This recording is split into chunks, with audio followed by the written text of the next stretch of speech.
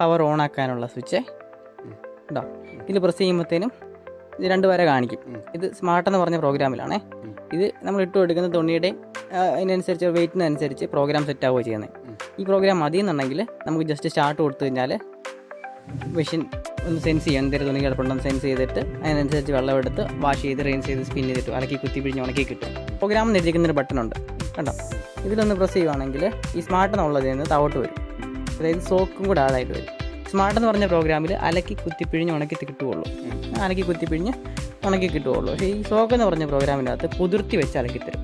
76 minute എടുക്കും അലക്കി complete തീരാനായിട്ട്. 76 മിനിറ്റിൻ്റെ പ്രോഗ്രാമാണ് വരുന്നത്. അത് നല്ല ചെളിയുള്ള തുണികളൊക്കെ ആണെന്നുണ്ടെങ്കിൽ സോക്കിലിട്ട് നമുക്ക് വാഷ് ചെയ്യാം. ജസ്റ്റ് ഈ മെഷീൻ ഓണാക്കുക, പ്രോഗ്രാമിൽ ഒരു തവണ പ്രസ് ചെയ്യുക, അപ്പോൾ സോക്കിലോട്ട് വരും. എന്നിട്ട് സ്റ്റാർട്ട് കൊടുക്കുകയാണെന്നുണ്ടെങ്കിൽ ഈ പ്രോഗ്രാം സ്റ്റാർട്ടാകും. നല്ല ചെളിയുള്ള തുണികളൊക്കെ. പിന്നെ അടുത്ത പ്രോഗ്രാം വരുന്നത് 32 മിനിറ്റിൻ്റെ ഡെലിക്കേറ്റ് എന്ന് പറഞ്ഞ പ്രോഗ്രാം. ഇത് കട്ടി കുറഞ്ഞ തുണികളൊക്കെ ഇല്ലേ, സോഫ്റ്റ് ആയിട്ടുള്ള അങ്ങനത്തെ തുണികളൊക്കെ അലക്കിയെടുക്കാൻ വേണ്ടിയുള്ളതാണ് ഡെലിക്കേറ്റ് പ്രോഗ്രാം വരുന്നത്. അതും ഈ പറഞ്ഞ പോലെ വാഷ് ചെയ്ത് റിൻസ് ചെയ്ത് സ്പിൻ ചെയ്ത് എടുക്കുകയുള്ളൂ, അലക്കി കുത്തിപ്പിഴിഞ്ഞ് ഉണക്കി തരുവുള്ളൂ. ഈ സോക്കിൻ്റെ അതേപോലെ കുതിർത്തി വെച്ചിറക്കത്തില്ല. അത് മതിയെന്നുണ്ടെങ്കിൽ ജസ്റ്റ് സ്റ്റാർട്ട് ചെയ്യാം. പിന്നെ വരുന്നത് ക്വിക്ക് വാഷ്. ഇത് 10-15 മിനിറ്റിൽ പ്രോഗ്രാം തീരും. അതും ഈ പറഞ്ഞ പോലെ കുറച്ച് തുണി, അധികം ചെളിയില്ലാത്ത തുണികളൊക്കെ ആണെങ്കിൽ ഈ പറഞ്ഞ പോലെ ക്വിക്ക് വാഷിലിട്ട് അലക്കിയെടുക്കാൻ പറ്റും. ജസ്റ്റ് ക്വിക്ക് വാഷ് കൊണ്ടുവെക്കുക, സ്റ്റാർട്ട് ചെയ്യുക. ഈ പ്രോഗ്രാം ആയിരുന്നത് ഈ പ്രോഗ്രാം എന്ന് പറഞ്ഞ സ്വിച്ചല്ല, താഴത്തെ സ്വിച്ച് എന്ന് പറഞ്ഞാൽ മതി. പിന്നെ വരുന്നത് നമുക്ക് വാഷ് സെപ്പറേറ്റ് ചെയ്യിക്കാം. ഇതുണ്ടോ, വാഷെ മാത്രം കൊണ്ടുവെക്കുവാണെങ്കിൽ അലക്ക് മാത്രം 18 മിനിറ്റിൻ്റെ അലക്ക് മാത്രം നടക്കും. ഈ റിൻസെ കൊണ്ടുവെക്കുവാണെങ്കിൽ വാഷ് റിൻസും മാത്രം നടക്കും. പിന്നെ വരുന്നത് സ്പിന്ന്.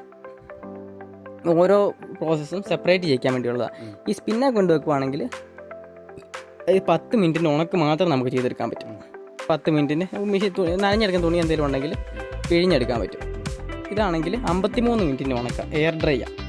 നനഞ്ഞെടുക്കുന്ന തുണി എന്തെങ്കിലും ഉണ്ടെങ്കിൽ നമുക്ക് നന്നായിട്ട് ഉണക്കിയെടുക്കാൻ വേണ്ടി ഈ ടബ് ഡ്രൈയെ കൊണ്ടിട്ടിട്ട് സ്റ്റാർട്ട് കൊടുത്താൽ മതി. ഈ പ്രോഗ്രാമിലെ വാട്ടർ ലെവൽ നമുക്ക് വേണമെങ്കിൽ മാനുവലി സെറ്റ് ചെയ്യാം. നമുക്ക് ടബിൽ എന്തേലും വെള്ളം എടുക്കണമെന്നുള്ളത് നമുക്ക് മാനുവലി സെറ്റ് ചെയ്ത് കൊടുക്കാം. നമ്മൾ എല്ലാ പ്രോഗ്രാമിനും ഇപ്പോൾ ഡിഫോൾട്ടായിട്ട് ഒരു വാട്ടർ ലെവൽ സെറ്റ് ചെയ്തിട്ടുണ്ടാവും. നമ്മൾ ഇട്ട് കൊടുക്കുന്ന തുണിക്കനുസരിച്ച് വാട്ടർ ലെവൽ എടുക്കും. നമുക്ക് വേണമെന്നുണ്ടെങ്കിൽ വാട്ടർ ലെവൽ നമ്മുടെ ഇഷ്ടത്തിന് മാറ്റി കൊടുക്കാൻ പറ്റും. തുണിക്കനുസരിച്ച് വേണം വാട്ടർ ലെവൽ മാറ്റി കൊടുക്കാൻ വേണ്ടി. പിന്നെ ഡിലേ, നമ്മളിപ്പോൾ ഒരു 3 മണിക്കൂറത്തേന് പുറത്ത് പോവുക എന്ന് വെച്ചോ, അപ്പോൾ നമുക്ക് 3 മണിക്കൂർ കഴിഞ്ഞ് അലക്ക് തുടങ്ങിയാൽ മതി. അല്ലെങ്കിൽ നമ്മൾ ഇപ്പോഴും അലക്കിയിട്ട് പോയി കഴിഞ്ഞാൽ തുണി ഇതിൻ്റെ അകത്ത് കിടന്നിട്ട് ഈർപ്പം അടിക്കും.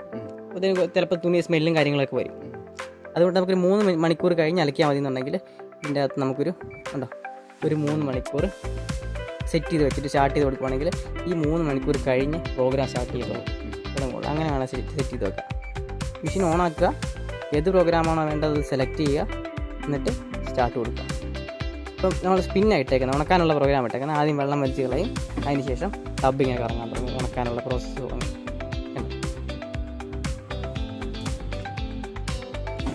ഇടയ്ക്ക് വെച്ച് നിർത്തണമെന്നുണ്ടെങ്കിൽ ഈ മെഷീനെ നെക്കിയിട്ട് തുറക്കാവുള്ളൂ. നമ്മൾ ഡയറക്റ്റ് ഡോർ തുറന്നു കഴിഞ്ഞാൽ എറടിച്ച് ബസറടിച്ച് നിന്ന് പോകും. പിന്നെ ഇവിടെ ലിൻറ്റിൻ്റെ ഒരു ഫിൽറ്ററുണ്ട്, തുണിയുടെ നാരും ചെളിയൊക്കെ ഇതിൻ്റെ അതൊന്ന് അടിഞ്ഞിരിക്കും.